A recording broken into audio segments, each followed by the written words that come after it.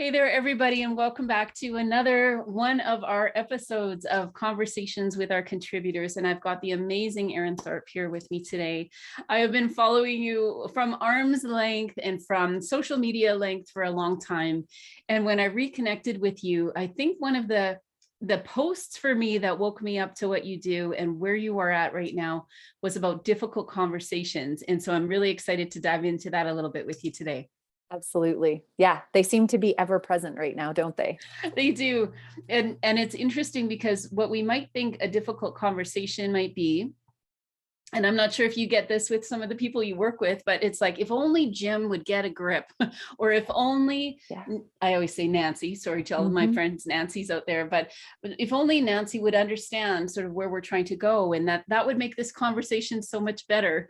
Yeah. My guess is you have seen more combinations of difficult conversations than most of us. But I would love to chat with you a little bit today on you have brought an article into this next issue of Moments that is pretty special from my view, because many of us are looking at that, the world of where are we at personally, and then how do we have difficult conversations with those that we're working with, not just to settle the conversation, but to move forward together and stronger together. Do you want to tell us a little bit about your work and what brought you to this kind of conversation? Yeah, I honestly, I think when I started out, I never thought I'd be having as many conversations as I'm having about difficult conversations. Let me put it that way. Um, but certainly, for me, I trained as an engineer. I worked in the construction industry for almost 20 years. And so no shortage of difficult conversations in there. And, being a woman, often the only female engineer on site, definitely a big piece of feedback I got early on in my career was, toughen up, get a game face, you're too emotional, stop wearing your heart on your sleeve, all of those things that we tell people to do, which I think are well intentioned. And I look back on it now and go, okay, I see how my behavior was, unproductive in terms of getting me where I wanted to go. But there was zero offer of a solution in terms of like, how does one do that?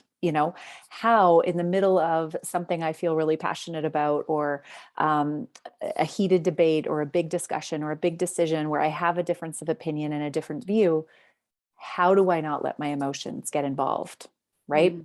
Which fast forward, 25 years later, here I am having conversations about difficult conversations all the time, because that's what makes a difficult conversation, is when there's something that we care passionately about on the line and there's strong emotions involved.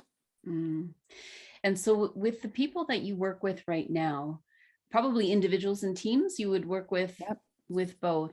So one thing that you had written in the draft that you sent me, and what people will be able to read in the magazine next week on the 10th, when that finally launches. But you wrote something about exactly that there were so many times you were said that people were saying that you were too emotional, you got to toughen up, have that game face.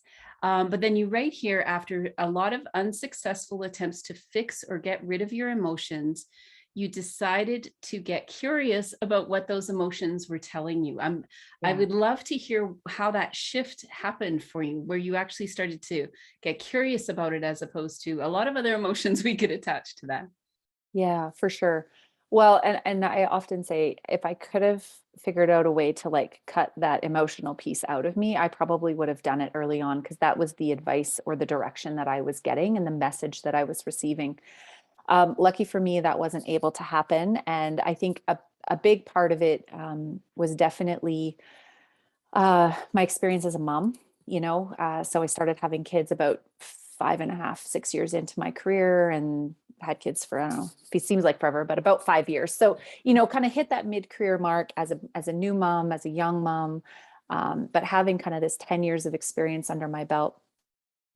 And as a mom, I really needed those emotions, right? They were the thing that made me better at my job and able to respond to the kids and to provide better care for them. And so I was really kind of wrestling with these two seemingly opposing sides of myself, one where I needed the emotion and one where I didn't need it, right? Or it was bad. And so it was through, lots of conversations with coaches and therapists, and, kind of working through my own healing and my own journey, that I started to understand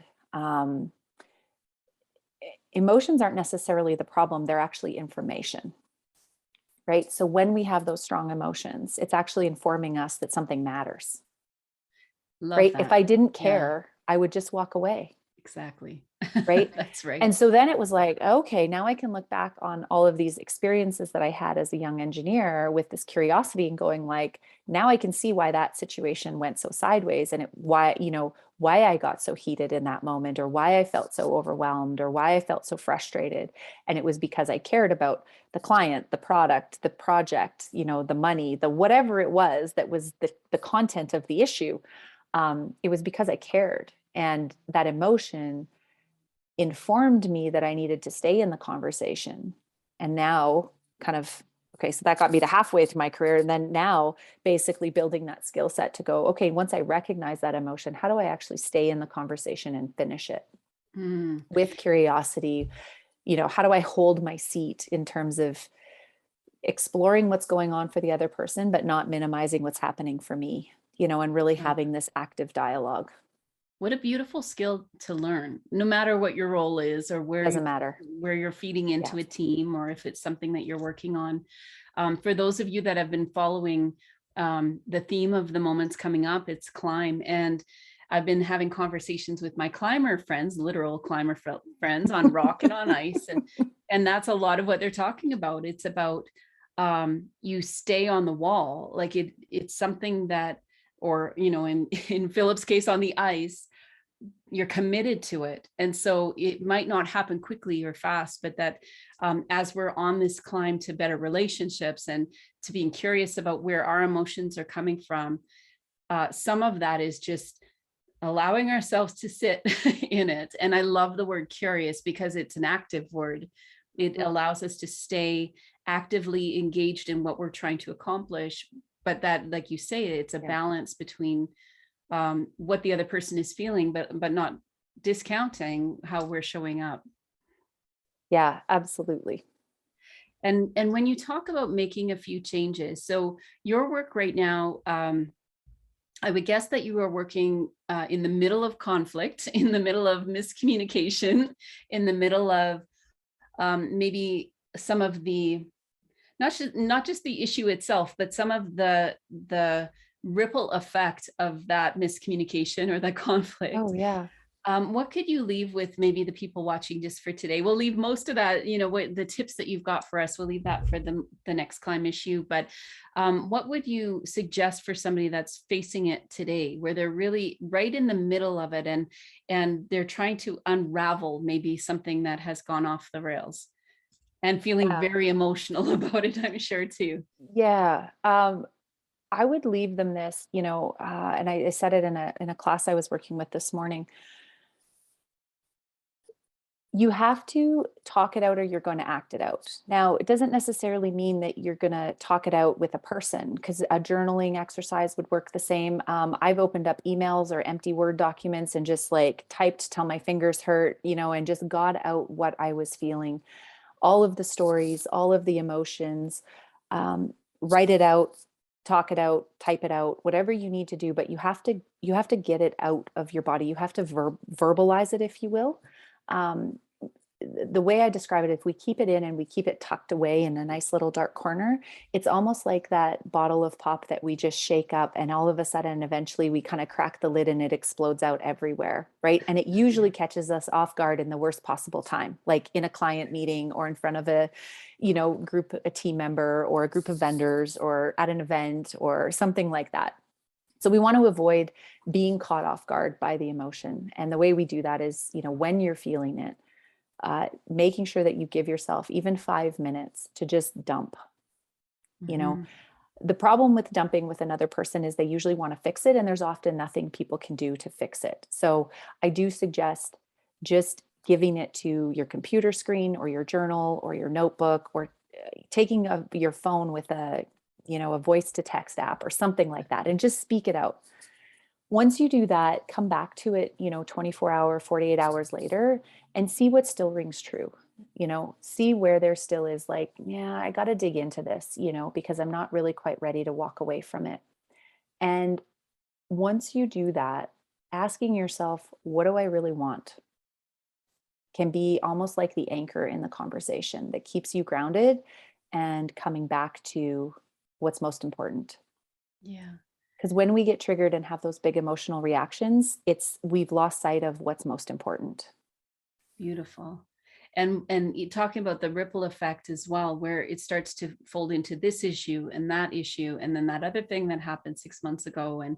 And whether we recognize it or not, that can add to the intensity of the emotion, I think is what you're Absolutely. saying, that it may happen suddenly where something comes out, you're like, I'm not sure where all of that came from Right. because it was this thing, but it feels a lot bigger. Yeah, Yeah, beautiful. and so when we don't deal with it and we tuck it away, it's like every time we tuck something away inside of us and we don't deal with the emotion or the issue, we've shaken that bottle of pop a little bit more, right? And it's got a Yeah. little bit more pressure built up in it until we only have so much capacity. For each one of us, it's different.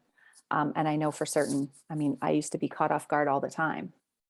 So And it not so happened. much anymore, I would guess. Not so much, but it does still happen, and that's the thing. I think Yeah. that what happens is as we build skills and as we practice, our resilient, like we're just more resilient, right? So yes, we're caught off guard. It's not as big, it doesn't last as long, and it's not as it's not as dramatic or impactful. Right, exactly. That's amazing. And Yeah. I'm really looking forward to people reading what you've written because that you do give a Thank you. few more tips there as well. And where can people find you today? Because I know that there will be planners out there and planning teams out there that are already struggling and maybe have been struggling for months. Absolutely. You add not just the team dynamic and what's going on, but then you add a global pandemic on top of Of maybe something course. that's already challenging. Where can they find you to get additional support? Yeah, the best place probably to start is my website. So www.erinthorp.ca, or on LinkedIn, Instagram, Facebook, Twitter. Those are the All the usual things. places I hang All out. the places. Yeah, all the places. And I do want to mention too that you're the author of Inside Out Therapy. I'd love for you to maybe just give us a little snippet on how Mm. does your work actually relate to the book that you've written, and is that something people can get their hands on to Yeah, actually purchase the absolutely. book? To get that, just a taste of what you've got to Yeah, say before they dive completely in. absolutely. So it's called Inside Out Empathy and it's available on Amazon. It's basically the book I wish I had when I started leading teams. Mm, So there's nothing, as one reviewer said, there's nothing earth shattering or rocket sciencey in it, but it's definitely the pieces of information I felt like I was missing when I started to lead teams, just around conversations, development, how to use this kind of superpower of empathy to really connect with, build, and grow a high performing team. Fantastic. So we'll Mhm. definitely put the link to your website, is Okay, the book on the website as it well? is. Yeah, it's Okay, all so there. you'll have everything you need once you go to her website. But thank you again so much for Mhm. being here. I just so appreciate your take on what does that look like for us to have difficult conversations. They're not going away, No. even when the global pandemic sorts itself out in whatever way that looks like for us as event planners. There are always going to be times where we have to lean in, get curious, and understand ourselves and our teams better. If you are free on November the 10th, I welcome you to get your free ticket for our virtual launch. That's going to be November the 10th, and it's 7 p.m. Mountain Standard Time here in Calgary. Virtual. We're going to have a great conversation, a panel. We're going to have Pete Wood speaking. He's a climber and has all sorts of great stories about falling like 30, 40 times. What does that look like and getting back up? And what a great lesson for all of us. If you'd like to get your tickets, again, that's candyconsulting.ca/moments-magazine. And hopefully we will see you there. Thanks again, Erin, for this conversation. So appreciate it. Thank you, Lisa. We'll talk to you soon.